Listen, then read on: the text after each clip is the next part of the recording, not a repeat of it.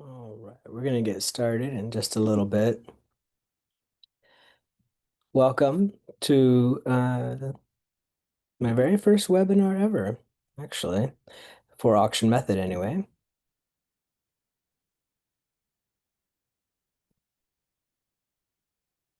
All right, we're going to give attendees just a few more minutes to arrive. I started just a little bit early. Want to thank Zoom, shout out to Zoom for giving me this very nice virtual setting, this nice tropical island with a little breeze blowing. I'm actually located in Sacramento, California, and it's not like that here. There are a few palm trees, but there's no ocean here in Sacramento.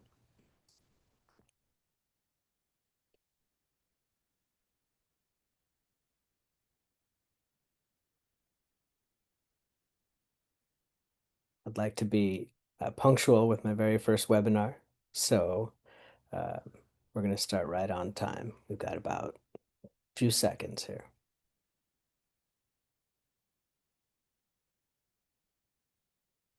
All right.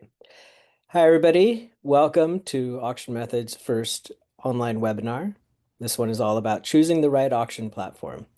My name is Daniel West. I'm the founder of AuctionMethod and currently operating as the Vice President of Sales and Marketing.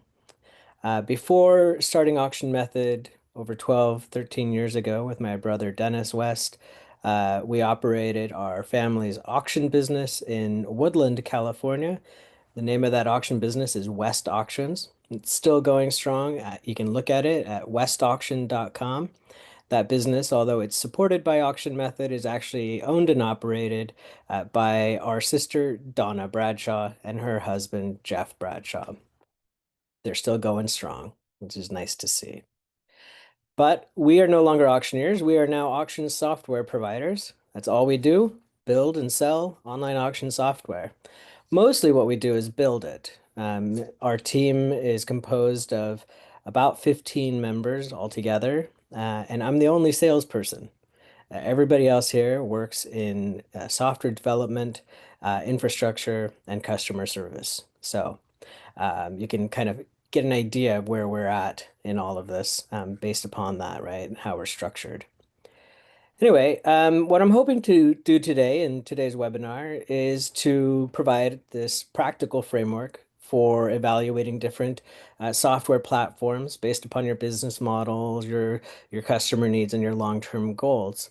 There's never been a better time than today to be an auctioneer, given the fact that there are so many different options to choose from when it comes to auction technology. We're going to cover the different models that are available and the framework for understanding which one is right for you. So with that in mind, let's go ahead and get started. So what we are covering today is mostly about sort of the finer points of what to look for in an auction platform and to consider your own needs in relation to the software that's available. We're going to go over what I like to call these three core models. I like the idea of the metaphor of a mall, a standalone store, or a custom-built project.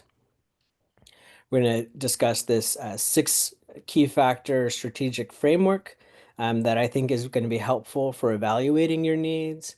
We're going to look over some warnings, hidden costs, red flags, that sort of thing. And we'll go over some decision tools, some questions that you can ask providers in order to get a better idea of which software application is right for you. And of course, we'll have a question and answer period after. Okay, so it's true. The stakes are indeed higher than most people think. What happens is sometimes people think, it's just software. It's just all online auction software. It all does the same thing. Some of that might be true, but there are some major differences between them that are really important to keep in mind precisely because the stakes are so high. And so you can see over here on the left-hand side, depending on which platform you choose, this will control who owns your customer data. A lot of people assume that they own their own data, In many cases, though, that's not true.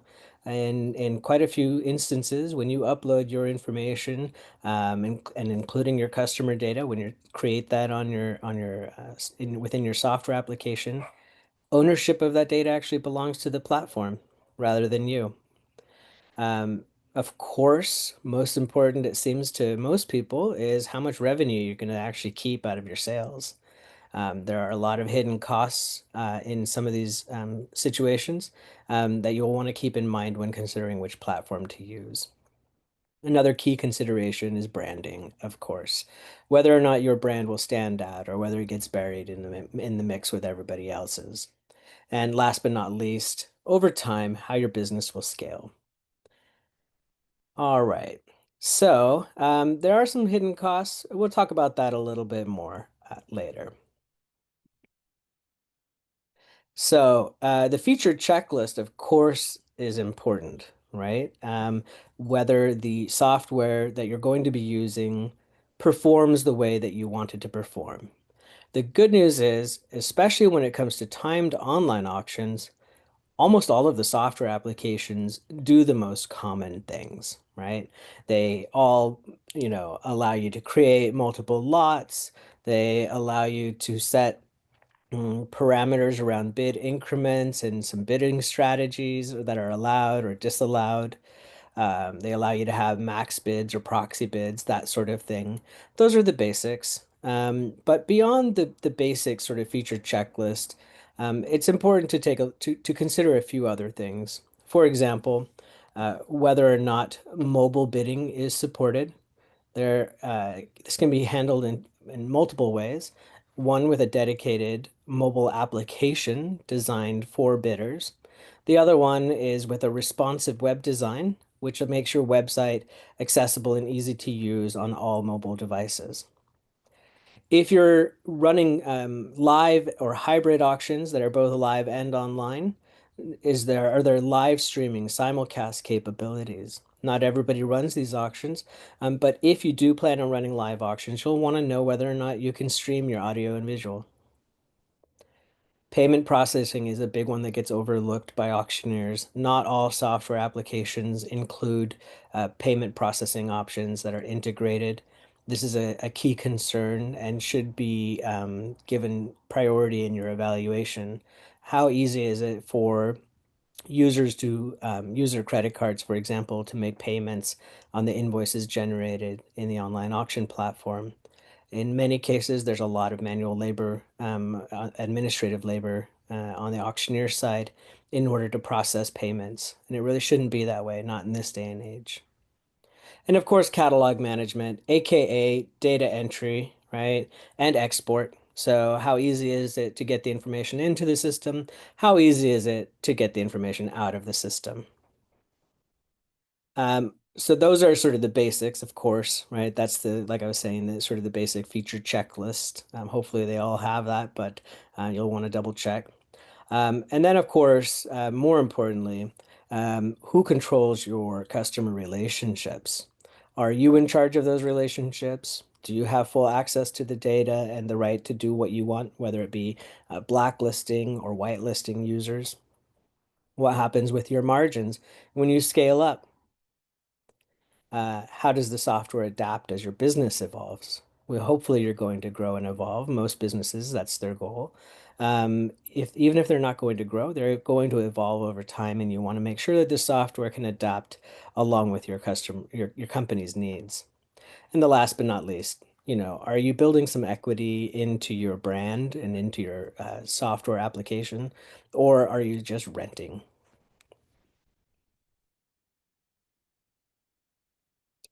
As I mentioned earlier, I like to think of the available options in these three models, right?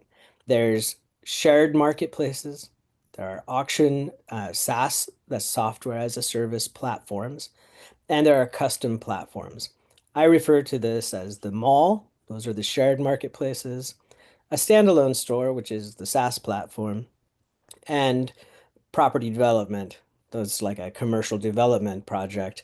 Those are the custom platforms that are bespoke applications designed to meet your very specific needs. I'm not aware of other models that are available currently, at least not commercially. So let's explore these different models now. We're going to start with the first one, which is the most common one, the shared marketplace, aka the mall. So some examples of this, the most prevalent example within the auction industry in the United States is HiBid. That's a classic example of the mall. Of course, you may have also heard of Proxibid, Liveauctioneers, Bid Spotters, and the classic eBay. Those are all really good examples of shared marketplaces, and they definitely have some appeal. There's the promise of built-in bidder traffic because these marketplaces are common to many different auctioneers. There's already an influx of bidders coming in and checking things out. And so they might very well stop and look at your store and see what you have to sell. Um, they're relatively cheap to get started. In most cases, you just fill out an application, get your account approved, and you're off and running.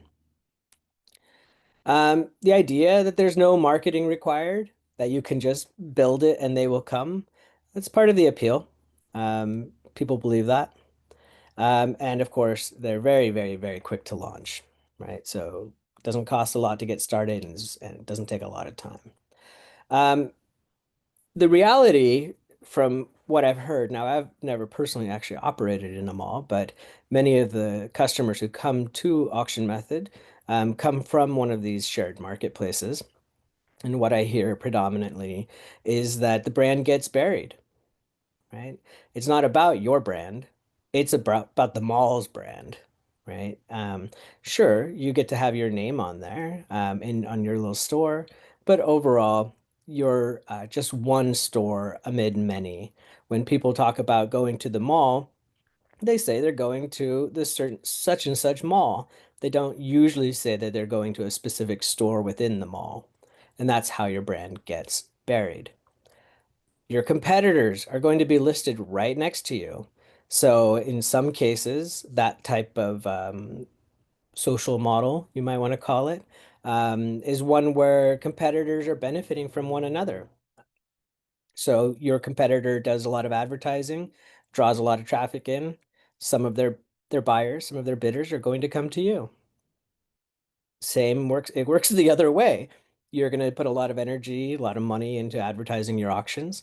And some of the people who come to check out your sales are going to go look at your competitor's sales. That can cut both ways. It can be both a pro and a con. The commissions can be pretty high. So this is a key concern and one that you should pay a lot of attention to, which is the fee structure. In some cases, there are listing fees and there are commission fees. I like to call that platform skim. They're skimming your profits. And so you'll want to double check to see before you engage with any shared marketplace what kind of a cut they're going to take. How much is the skim? In some cases, it can be quite high, and it may be dependent on asset class, depending on what you're selling.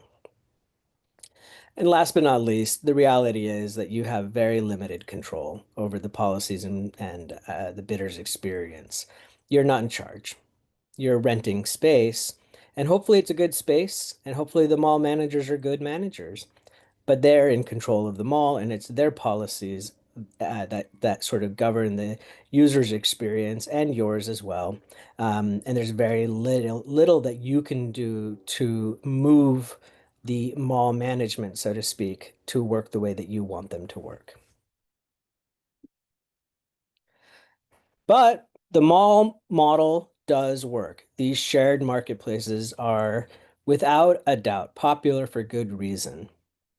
So what we find and where we advise people who come to us to seek out one of these shared marketplaces is largely when they have limited capital. If you're a brand new auctioneer or someone who just does one or two auctions a year, maybe they're infrequent at best.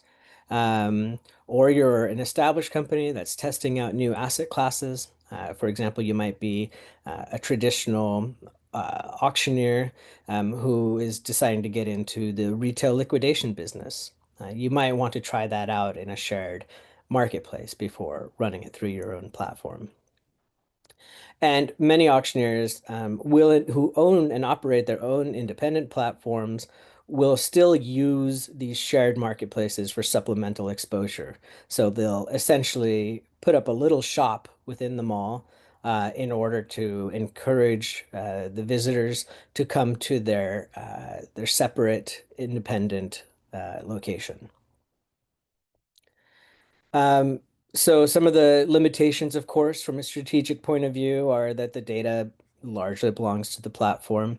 You may have some rights to it, but just ask them to give you a data dump of all of the data that that's part of your site, your customer data, your consignor data, all of your pictures, all of your lots, all your catalogs, all your invoices, all your reports, all of that data, and see what you get back. You're not going to get all of it back. It'd be rare for them to release all of that information to you.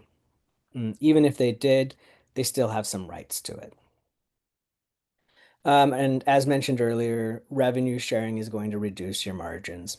In most of these cases, you're going to share a cut of your profit, some platform skim. You're going to be sharing some of that skim with the marketplace. Um, so of course, from a branding point of view, there are these limited differentiation opportunities as well. You can put your name on there. Maybe you can even change some colors. That's about it. There's not much else you could do in terms of differentiating your store from your competitors within the mall. And of course, you are dependent on the policies of the platform. So if they'll tell you what you can and cannot sell. So for example, some platforms mm, might not allow you to sell firearms, even though firearms are legal to sell in the United States. That's just an example. There are plenty of other asset classes that these platforms may not allow you to sell. They also may put a cap on how much of a buyer's premium you can charge, or whether you can charge one at all. There may be other rules governing how you relate to the bidders and what you are and are allowed to do and what you're not allowed to do.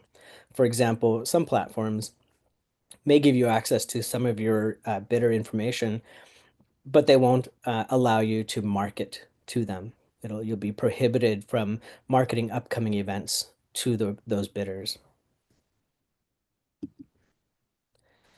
Let's move on to the next model, the standalone store. That's what we call the software as a service platform, a SaaS platform. Some examples of that are AuctionMethod. Our company provides a SaaS solution.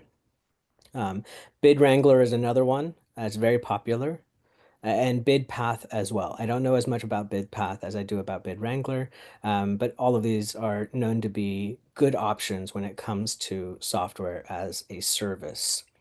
So this is sort of the middle of the road, right? In terms of the different models.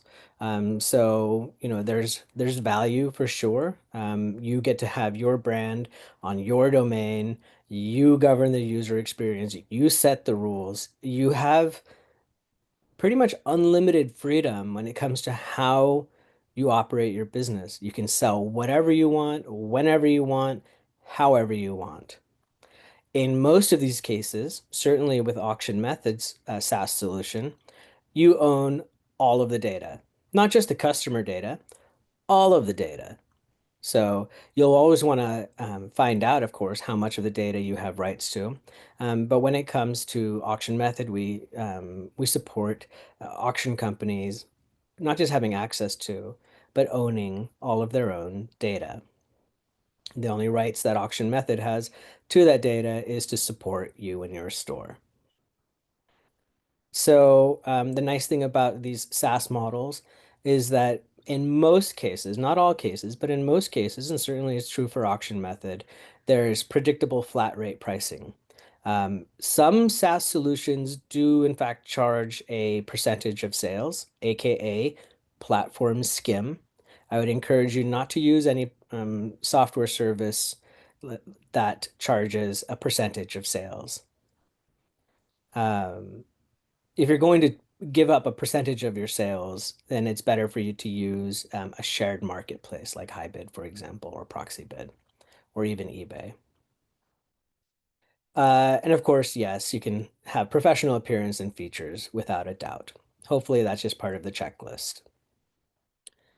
Although it should be pointed out that SaaS solutions usually have a more comprehensive, they are usually a more comprehensive solution than the marketplaces. They usually have a massive back office area for doing a lot of administrative work.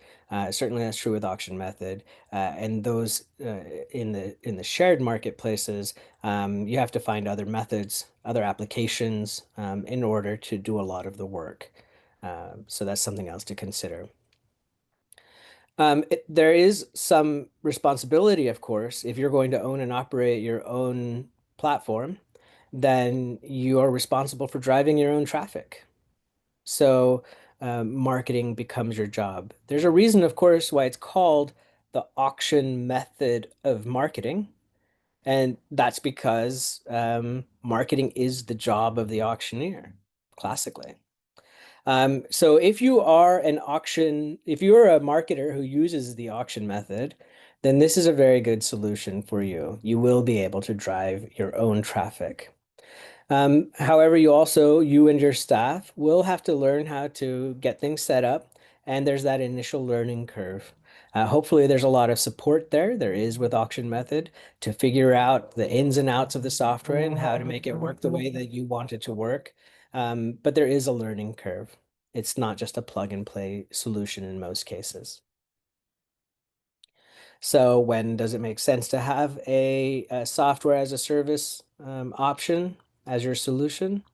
Well, it's really good for growing auction businesses. So if you're in the growth phase of your business and not just starting out, and if you already have your conducting sales, then it makes a lot of sense to be on your own SaaS storefront, right?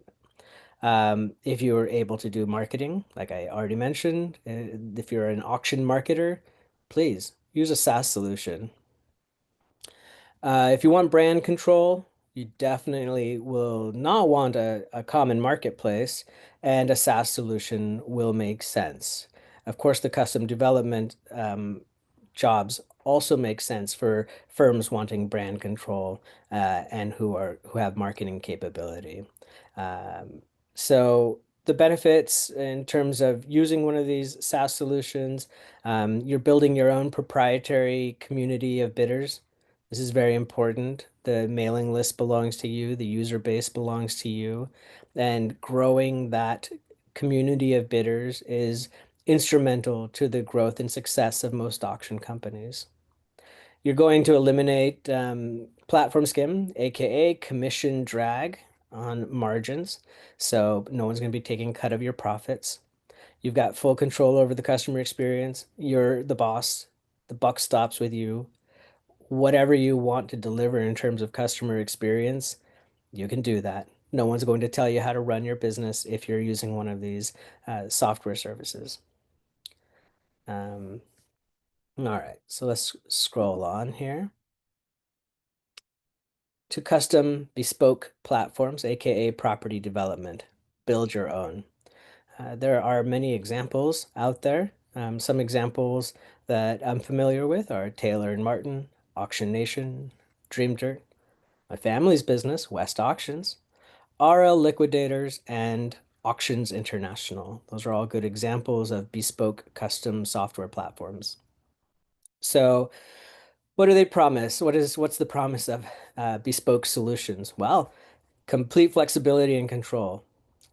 There's no limit. You can have it exactly the way you want it. That's a huge benefit.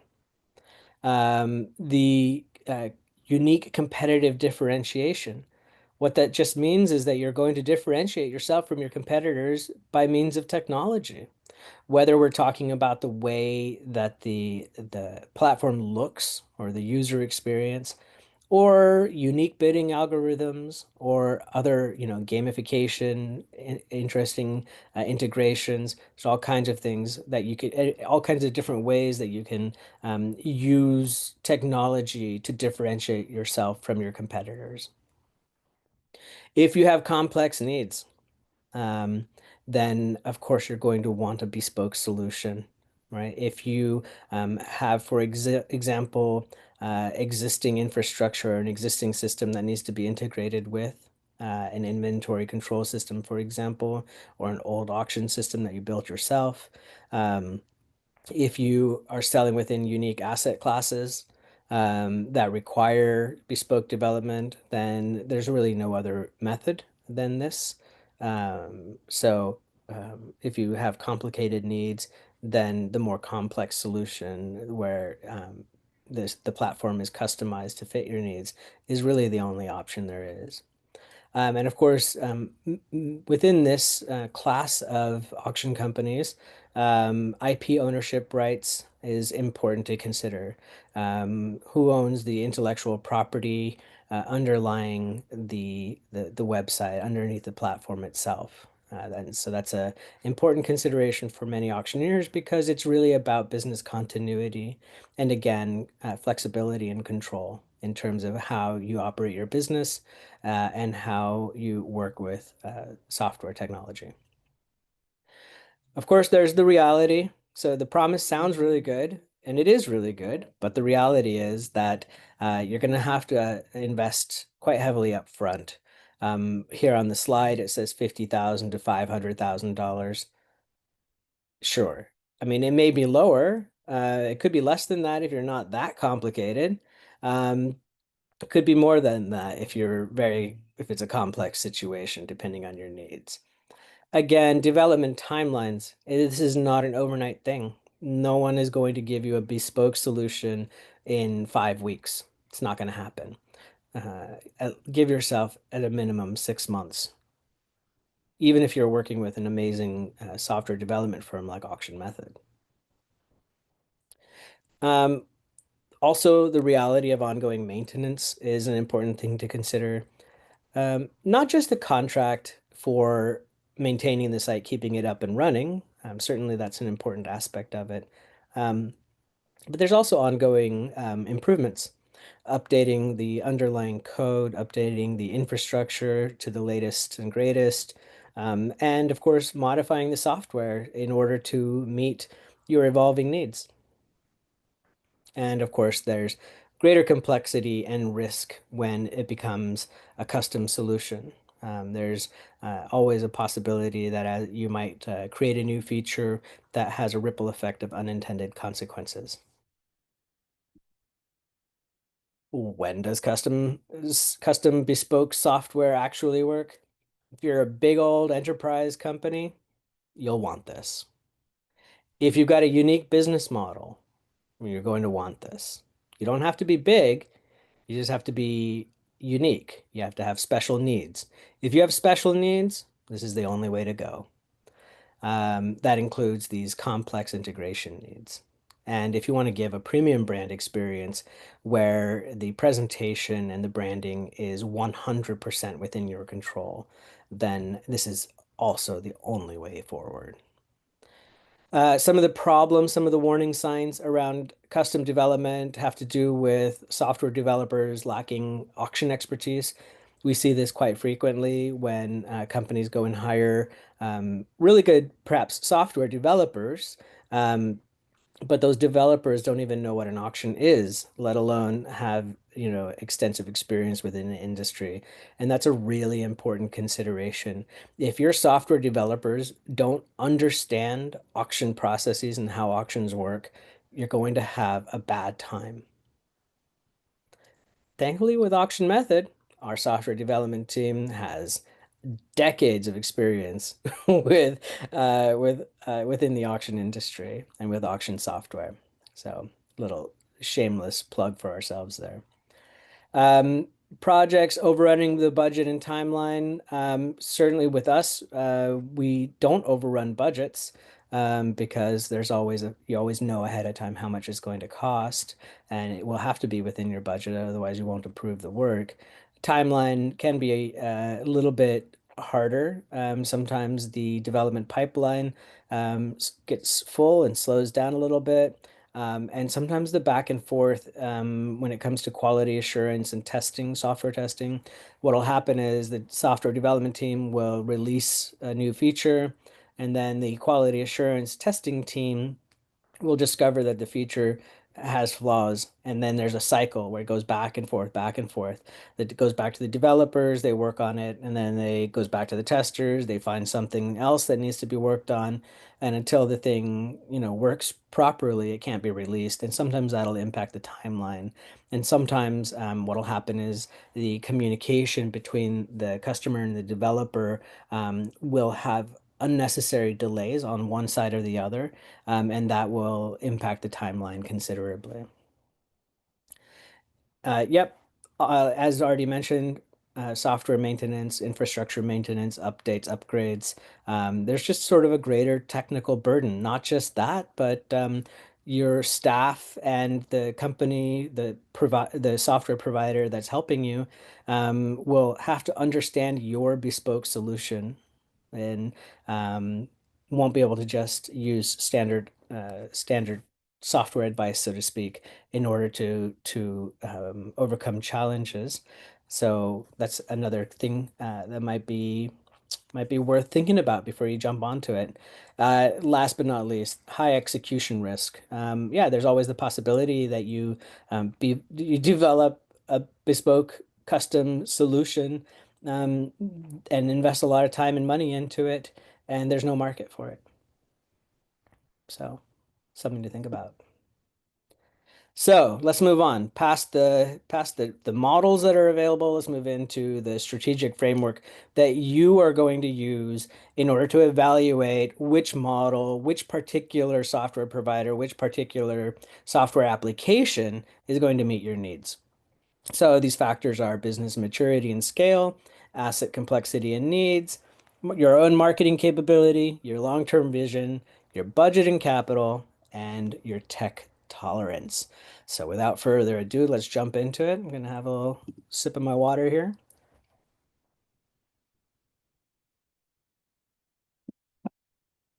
All right. So business maturity and scale. So if you're a brand new startup, you're a small business, and let's say you're a single owner operator. You don't have a lot of money, you're just getting started. Maybe you don't even have a first sale yet, or you just have a few assets. Maybe grandpa's going to let you sell the stuff in his garage.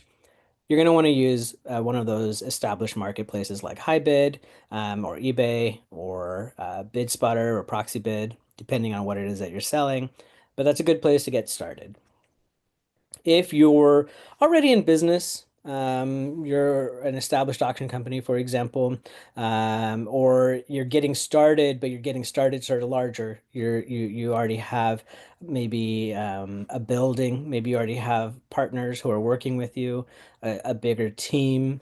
Um, then in those cases, it's a good idea to consider one of these SaaS solutions, like what AuctionMethod has, or perhaps, um, my goodness, Bid Wrangler, for example. And then the enterprise companies, like I mentioned earlier, they need custom solutions. There's only one way forward for large enterprises, and that's to have a custom solution. Unless they're lucky enough that even though they're a huge company, they do everything in sort of a standardized way that is already fulfilled by the SaaS solutions, in which case that solution might work very well. But those would be rare circumstances. Usually, the bigger the company is, the more complex their needs.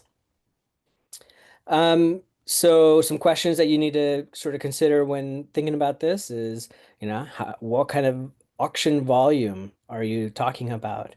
And when I say volume, I'm really not talking about dollars. I mean, like, how many auctions are you conducting? How many auction events? And how much stuff are you selling at each one of those events?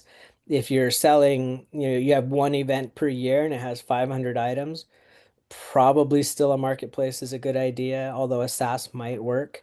But if you have two or three auctions per year and they have 50 or 100 items per auction, probably one of those marketplaces is better. Um, your revenue scale, yep, and your how established your brand is. If you're brand new, just getting started out, the marketplaces work better. It is harder to get established as a brand new company with a custom solution or with SaaS. Not impossible. Plenty of companies do it, but it takes more work. There's a lot more work up front in order to establish your brand. Eventually, you're going to have to do it anyway. If you're going to grow, you're going to have to be an established brand, but it might be lower cost and less time and a little easier to do that within a shared marketplace. The second factor is asset complexity and needs. So if you're just selling estate, you're doing estate liquidations, for example, any platform is going to be fine. It's okay, right? If you're selling tools and equipment, whatever, estate items, general retail liquidations, for the most part, any platform will work. Um, there are a lot of cases, though, where the assets being sold are quite specialized and they require, for example, unique filters or unique workflows in order to handle those assets. A common one actually is vehicles. That's probably the most common specialized asset because vehicles are ubiquitous and in many cases businesses are just car auction businesses, there's a whole slew of software solutions out there only for vehicle sales. Similar to real estate as well. Real estate's a little easier. It's, surprisingly, it's actually a less specialized asset from our point of view than even vehicles. Um, but the point is that if you have a specific industry, let's say wholesale pharmaceutical overstock or something like that, right? Hay and forage, where there's like unique considerations that go into the both the sellers and bidders, considerations, then you'll want to think about perhaps having a bespoke solution. It's possible that a SaaS solution will work for you, but in any case, um, if you have specialized assets, there's a good chance you're going to need a specialized platform. Either one that was built already, like a shared marketplace, just for that asset class, or a SaaS solution built for that asset class, or a custom bespoke solution for your unique situation. So yeah, there are some examples down here below. For example, multi-parcel real estate auctions. Not all software solutions can handle multi-parcel. And so if you need that, you'll want to find a solution that has that or build one. If you're selling regulated items such as firearms, many shared marketplaces won't let you sell your firearms or there'll be some kind of restrictions there. In which case, you'll want to look at a SaaS solution or a bespoke solution. Regulated items may also need like government uh, database integration, in order to do some to handle some of the regulation requirements. And so again, that's one of those situations where either you need to find a solution that's already built for that particular asset class and those regulations, or you're going to need to build one. If you're doing hybrid auction formats, live and online, for example, not all solutions have simulcast capabilities and strong clerking tools for live and online auctions. Now, AuctionMethod does, but not all software solutions do. So if you're doing hybrid sales, that's something to think about. And if you need localization, internationalization, multi-currency, um, that's one of the biggest challenges when it comes to making software available and accessible around the world. So you'll either want to find either create a bespoke solution that handles your localization and currency needs, or find a platform that already has the localization and currency functionality that you're looking for. It's a big topic. Probably we could have an entire webinar just about localization and currency.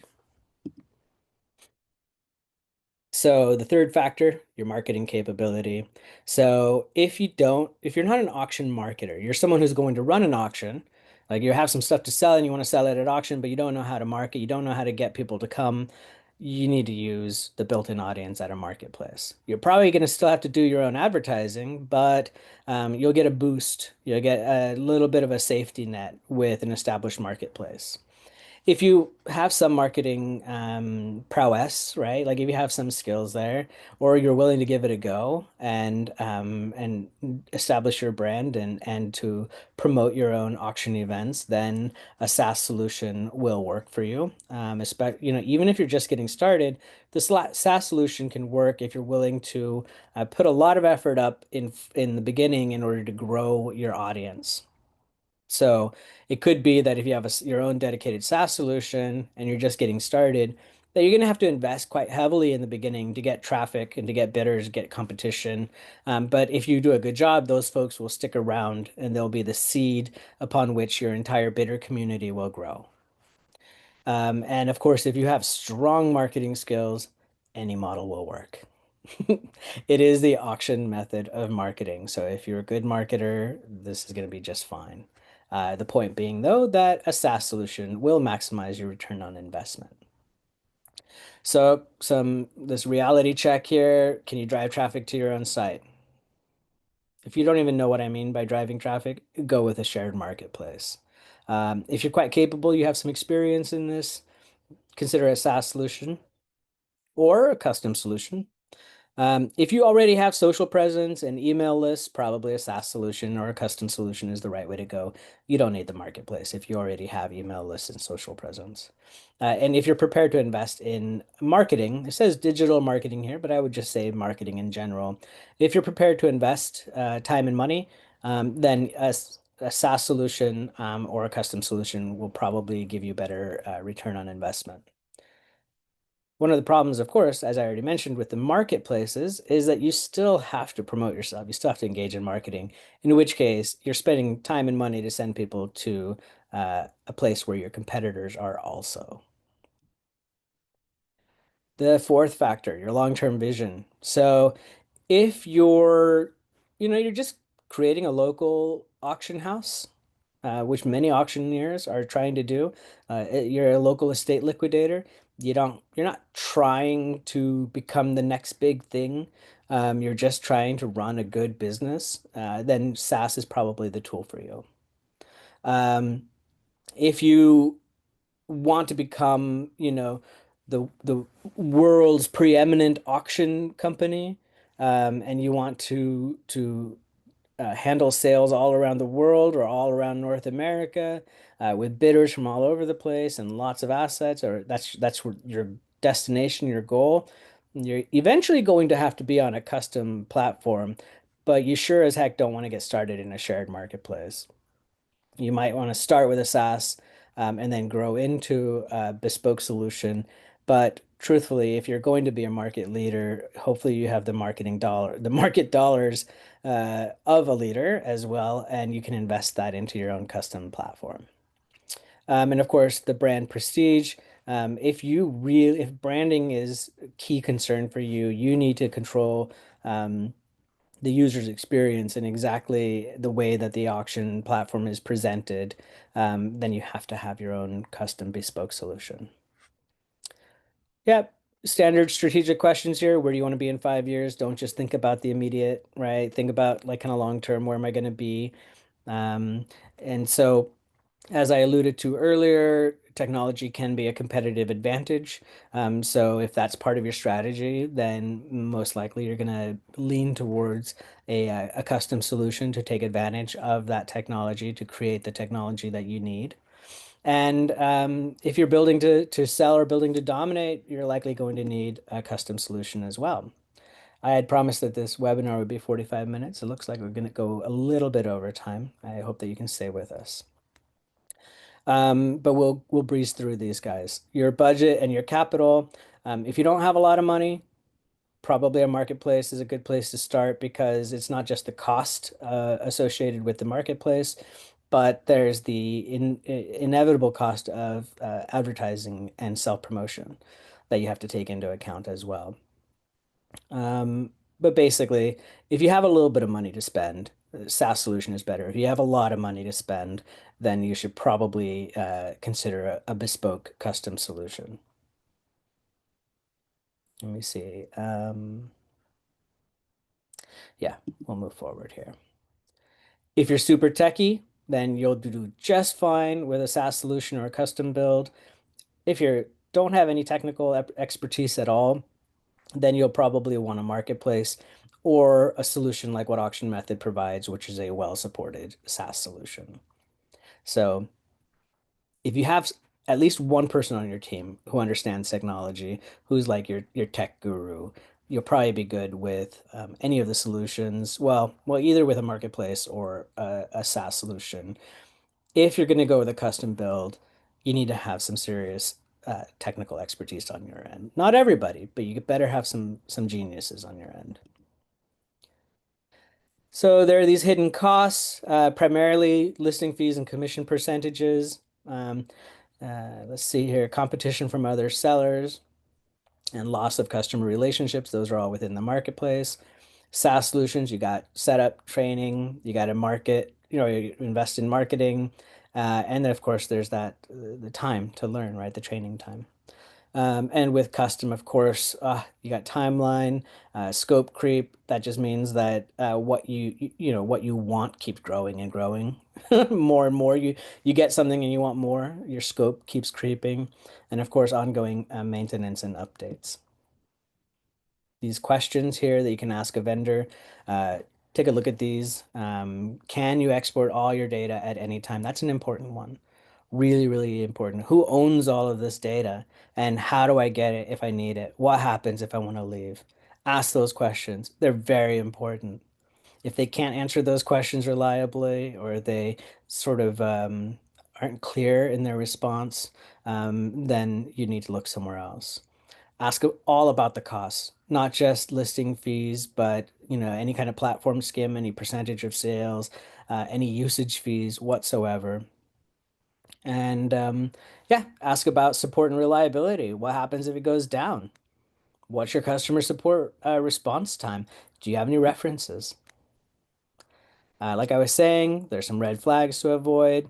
If people are vague or evasive about the data ownership, run, go somewhere else.